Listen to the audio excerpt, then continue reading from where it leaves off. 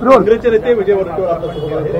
खरं तर ईव्हीएमच्या विरोधामध्ये तुम्ही मोठी मोहीम उभी करणार काय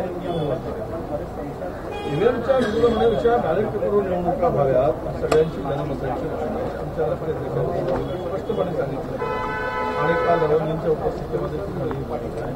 राहुलजी सुद्धा एक यात्रा काढून यावर जनजागृती करणार आहेत आणि लोकांच्या भावना ज्या आहेत त्या सगळे स्पष्ट आहे की या निवडणुका ह्या केवळ आता बॅलेट पेपरवर हव्या आणि बॅलेट पेपर होण्यासाठी आम्ही 86 मोहीमचं एक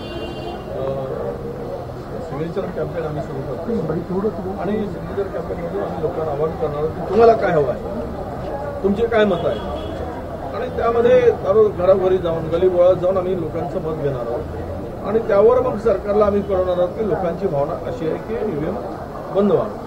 खरं तर मुख्यमंत्री अजून निवडले जात नाहीत. सर्वांच्या माहितीमध्ये कळते की एकनाथ शिंदे हे मंत्रिमंडळाच्या बाहेर राहू शकतात ते पक्ष आता पक्षप्रमुख म्हणून भूमिका पार पाडतात, पक्षांतर्गत राहतात, काय अजून काही स्पष्ट होत नाही. एवढं मोठं बहुमत आलं आहे मुख्यमंत्री निवडीसाठी जर 4 दिवस लागत असतील तर हे दुर्दैव आहे. तिघांचं बहुमत आहे, काय तो निर्णय घ्यायचा आहे आणि जनतेला आता सगळी महागाई गगनाला भिडत चालली, नवीन दर वाढत चालले, लोकांचं बजेट बिघडत चाललं आहे.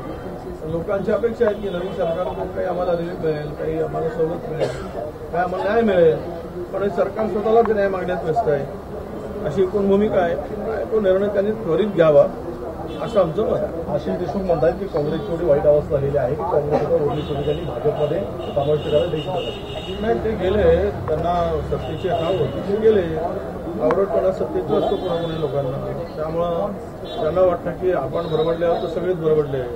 त्यांचा तो वैयक्तिक प्रश्न आहे. काय स्ट्रॅटेजी ठरली आता पुन्हा कमबॅक करण्यासाठी, काय नेमकं काँग्रेस कमबॅक होईल हे काय ठिकाण बघा.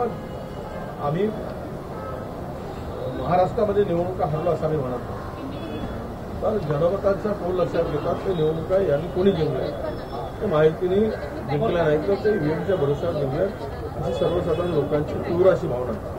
ज्या लोकांच्याकडून आम्हाला जो फीडबॅक मिळतोय, लोकांचं जे मत प्रदर्शित होताना दिसत आहे ते स्पष्ट आहे. त्यामुळे आम्ही खचणारे नाही. आम्ही 16वरून 160 वर जाऊ.